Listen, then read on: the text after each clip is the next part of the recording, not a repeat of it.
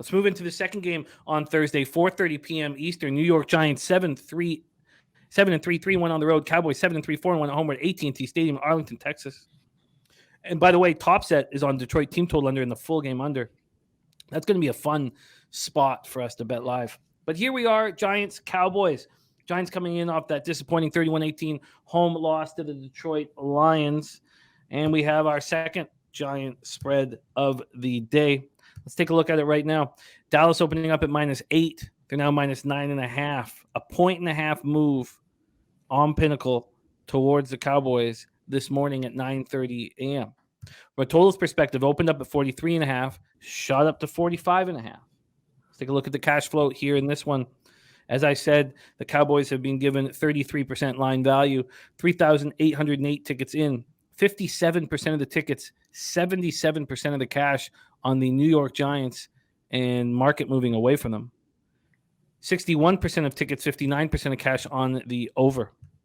Mac Beaver says Cowboys still have big trouble against the run. Minnesota had to pass last week. Diehard MMA podcast, our man Clint says the Cowboys going to win, but I doubt they cover. Giants come in off that disappointing loss. Daniel Jones, 27-44, 341 yards, a touchdown, 2 picks. Also ran 7 times for 50 yards and a touchdown. Their running game was non-existent other than Danny Dimes. Saquon Barkley, your NFL rushing leader, ran 15 times for 22 yards. Wan'Dale Robinson catches 9 passes for 100 yards, his first 100-yard game, and then tears his ACL late in the loss, done for the season. Slayton caught 5 passes for 86 yards. Defensively, the Giants couldn't get stops and couldn't apply pressure. They finished with no sacks, 3 quarterback hits, and they lose their cornerback Adoree Jackson. Sprained his MCL. He's expected to be out 4 to 6 weeks. We already know their safety and captain, Xavier McKinney, is still out with the hand injury, suffered on the bye week ATVing in Cabo. That's not the only injury they're dealing with. Right tackle Tyree Phillips hurt his neck. Another quarterback in Fabian Moreau hurt his ribs. Their safety, Jason Pinnock, hurt his jaw. John Feliciano hurt his neck. They were all knocked out of the game. Daboll says it's too early to know if Evan Neal, their right tackle, or tight end Daniel Bellinger, or even Azeez Ojulari might be able to play Thursday. He says it's too early to tell. That's what he said today. Cowboys bounced back from their loss at Green Bay by beating up on the Vikings 43 at Minnesota. Biggest road win in Cowboys history. Dak, 22, 25, 276 yards, 2 touchdowns, no picks. And Tony Pollard was incredible. Caught 6 passes for 109 yards, 2 touchdowns, ran 15 times for 80 yards, 189 yards from scrimmage was his career high. Zeke ran 15 times for 42 yards, 2 touchdowns. CeeDee Lamb caught 5 for 45. Their defense was dominant.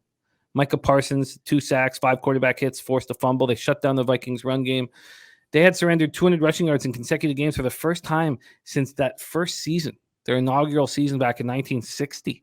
The Vikings only picked up 73 yards on 17 carries, which was a decent yards per carry, but they had to get away from it. They probably shouldn't have. The Cowboys had 7 sacks and 13 hits, and Brett Maher, 4 field goals, 60-yarder in the first half. He has 4 60-plus yard field goals in his career. It's most in NFL history. Anthony Barr was inactive with his hamstring injury, not expected to be available.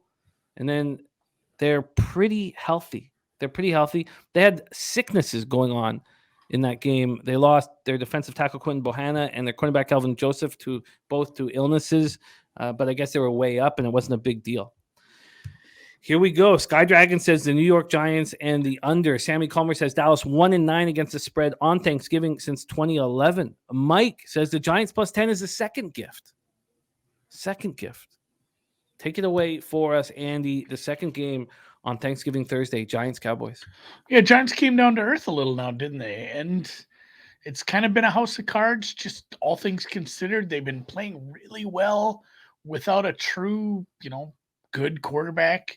Danny Dimes has done, he hasn't killed them. He's been that guy where it's like, all right, he's golfing it, where he's if he doesn't hurt us, it's okay. Like he can play well enough, and he has, he can make some plays with his legs at work, and it isn't horrible. But man, they've had bad luck with receivers. They didn't really start with anything. People, I can't remember who pointed out, but like Saquon, not used to running. Yeah, he doesn't make it through full season, so this is a lot of carries for him.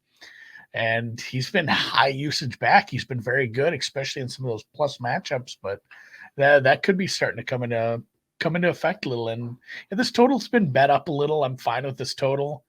And truthfully, like I worry that Dallas, what they did isn't repeatable on offense. But at the same time, I've seen a nice uptick in this Dallas defense.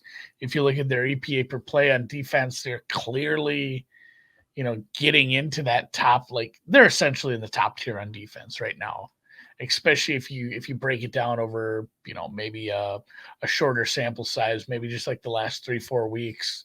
They've really kind of ramped things up a notch where it's honestly maybe one of the best teams in the league when things are clicking on defense. And the offense is maybe the problem was Zeke, which is pretty hilarious. They've played better when he's had less usage, but yeah, it's an awful big spread. I know some people have teased this down. I'd love to take the Giants here. It's a divisional game indoors, but no, I'm pretty close on these numbers as well.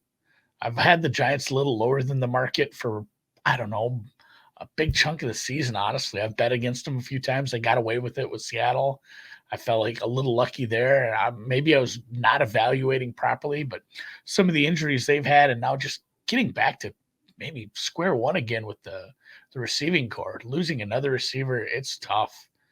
It's not a dog I want to be taking against, and it really has nothing to do with the offense we saw in Minnesota last week. It's more of this defense. Like this Vikings offense is clearly better than the Giants. If they're able to put up a defensive performance like that on the road against a pretty good Minnesota offense, I think they're going to be able to hold the Giants down. I don't think the Cowboys need to score like 30 to cover a big spread here. So I see more of a long tail towards Dallas winning by, 14, 17 points here than I do a close game, a low scoring close game, or the Giants being able to, attack this offense, or this defense. They might become a little bit one dimensional. And if Saquon isn't running well, like we saw against a pretty good front seven, it's going to be a long day for the Giants. So lean Cowboys, didn't play it. It's a tough divisional matchup I don't want any part of.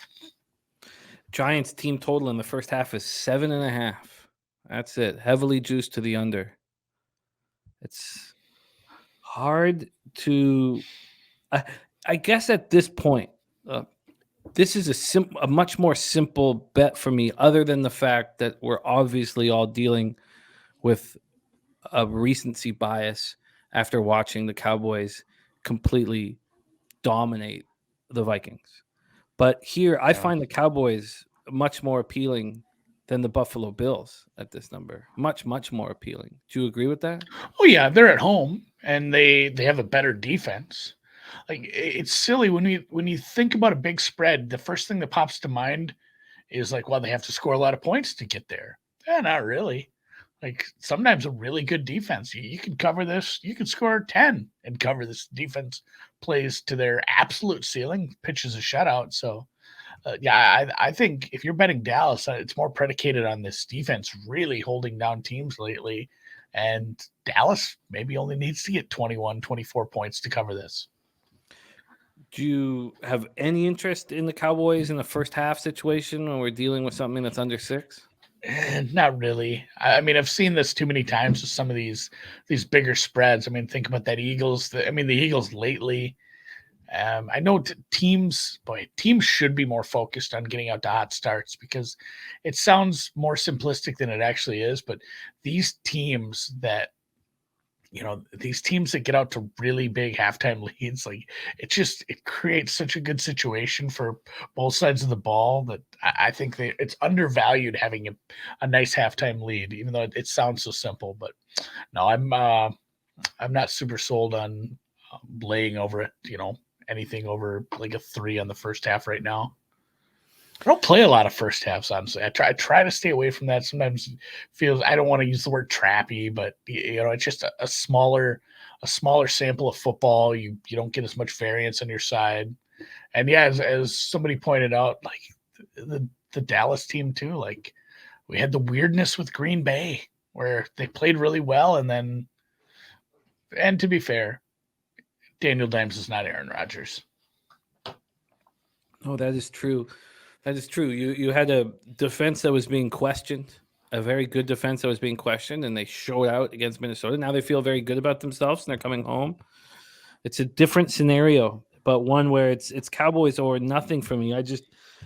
I tried to set pretty strict rules where I wouldn't take a team after a season-defining or excellent performance, and that's what we're dealing with the Cowboys. Then that makes me hesitant. I mean, the interesting thing about the Bills as a big spread was they did not play very well and still comfortably beat the Browns. Comfortably, easily. And that's the sign of a really good football team. These are two big favorites to start off Thanksgiving Thursday. And I feel way less pressure to have to make a bet pregame, knowing that I'll be live betting it with everybody here. So it just takes away some of the need for pregame action. And I'm not really interested in anything. And you agree with that total moving up from 43.5 to 45.5? Yeah. Just Dallas's offense really started to click. And, some of these injuries, I think they can absolutely attack this Giants secondary. I don't know. We'll see. I'm fine with the total now. I'm not interested in it at this point.